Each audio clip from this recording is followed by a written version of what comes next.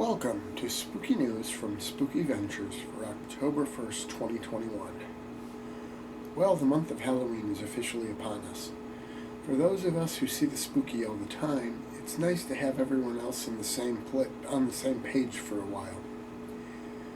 I've got quite a bit of news to get to, but before that, there are a few things to mention. First, a couple reminders.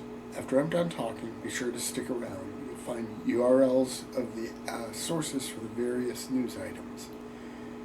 You'll also find URLs for further information related to the articles, so be sure to keep watching for those.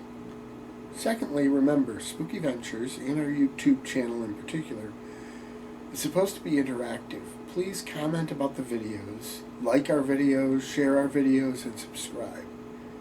And get your Spooky Ventures merch at cafepress.com/spookyventures.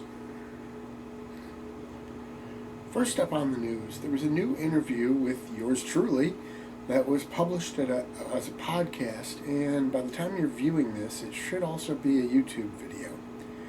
The interview was with Rick Hale and Stephen Lancaster of the Shadow Initiative. They were kind enough to have me on the show, and we had a lot of fun chatting. I hope you'll enjoy it too. We got to talk about a lot of spooky stuff. Turning to other news, this is of the general spooky variety. A news article this week brings up a topic that should be talked about every so often. It's okay to go looking for paranormal experiences, but it's important to be respectful when doing so. That means don't trespass and obey the local laws. As a new article makes clear, it also means cleaning up after yourself. Kent, England is mentioned frequently as one of the most haunted areas in the UK. Now they're finding themselves haunted by trash left behind from ghost hunters. It's such a problem that they've had to make public announcements about it. So, always remember to clean up after yourself. Failing to do so reflects badly on you, but also on others involved in paranormal investigations. Because to others, you're likely to be seen as a group, and your behavior will be seen as reflecting on the other ghost paranormal investigators. Sorry. Our next spooky story comes from Liverpool, England. That's where a new homeowner found a spooky doll and a creepy note in the wall of his new house. Jonathan Lewis opened the wall while doing some work on his home and made the discovery. The letter, allegedly penned by the doll, claims that doll killed the owners of the home in the 1960s for being too cheerful. Mind you, the homeowner thinks it's a prank for a number of reasons, not the least of which is that the wall had been redone just a few years ago. Either way, it's a cool, spooky story. Next, we turn our attention to the United States, and specifically Rhode Island. Are you a fan of the Conjuring movie series? Do you have an extra $1.2 million sitting around? If so, you can buy the house that inspired The Conjuring, the Perrin home in Burrillville, Rhode Island. It would be one heck of a movie collectible. If the stories about it are true, it's not unoccupied, though. As long as we're talking about spending money, here's a bit of shopping news. If you're a fan of Vans shoes, you might want to check out their new offerings. They're unveiling a series of shoes inspired by horror films, including It, The Shining, Friday the 13th, and A Nightmare on Elm Street. While coming back to the real-life haunting territory, our next story has a music connection. There's a place in the Detroit area called Eloise Asylum. It was a mental hospital until it closed in the 1960s. Since then, there have been numerous reports of hauntings in the place. Well, this year, new owners have turned the location into a haunted attraction with all kinds of high-tech spooky entertainment built into it. You're probably asking where the music connection is. Well, for their opening ceremony, they have enlisted none other than Detroit native Alice Cooper to help introduce their attraction. You can't find a rocker much more Halloween-oriented than the Coop anyway. Turning next to television, in case you missed it, the third season of Creepshow debuted on Shudder on September 23rd.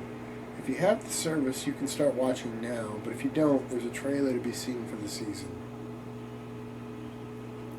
Next up, a couple weeks ago I talked about the Muppets Haunted Mansion show coming up on Disney Plus.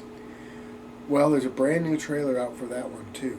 So if your interest has been piqued, you can get a look at what's going to be in store when the show is released a week from today. Speaking of trailers, there's a brand new trailer for the next season of Stranger Things. The show won't be debuting until next year, and this is not the first trailer for the upcoming season, but it's sure to please fans of the show nonetheless. Turning to movies, last week I talked about a recent study where a number of people were hooked up to heart rate monitors when they watched horror movies to determine the scariest movie of them all. Sinister was the winner of that study. Well, another group did a similar study, and it only came in second place in that one. In the new study, last year's virtual meeting horror movie Host wound up getting the most heart action, earning it the label of scariest. As I said last week, small sample sizes and the individual tastes of different people will certainly skew that kind of study. The fact that Sinister landed in the top spot on one and the second spot in the other really does say a lot, though. Also, I'm not even sure if Host was included in the movies shown to the first group. Did you enjoy the first season of Amazon Prime movies under the heading Welcome to Blumhouse? Well, if so, you were in for a treat. They're unleashing 4 more films for a second season. The first 2 movies are Bingo Hall and Black as Night, and they are available for streaming as of today. The other 2, Madres and The Manor, will be unleashed a week from today. True horror fans probably remember that Kevin Bacon got his first exposure to a lot of movie fans in the original Friday the 13th. Well, Kevin is going to be starring in another camp-based horror film. In fact, he's also going to be one of the producers of the movie. This one is also coming from Blumhouse, and it doesn't have a name yet, but the working title had been Whistler Camp at one time. That brings us to the end of the news for this week. But before we sign off, let's look at some dates on the calendar. Remember, you can always find our spooky calendar at spookyventures.com. Just scroll down to the events calendar list. 2 new horror movies open today, Val and Witch Hunt. There are a couple birthdays over the next week, too. Anne Rice's birthday is Monday the 4th. Clive Barker's is the next day. Lamb and The Secret of Simchani, I hope I pronounced that right, both open a week from today on the 8th. Remember, check out our Cafe Press store at cafepress.com spookyventures. For any of the books I have published, turn to GaryHillAuthor.com. We'll see you all back here in a week. In the meantime, remember to always keep it spooky.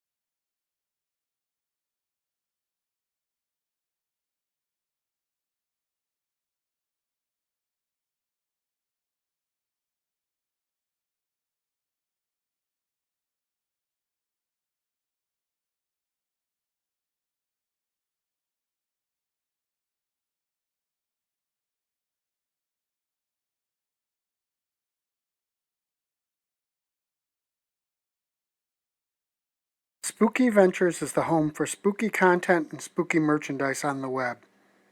Check it out today at spookyventures.com. And remember, always keep it spooky.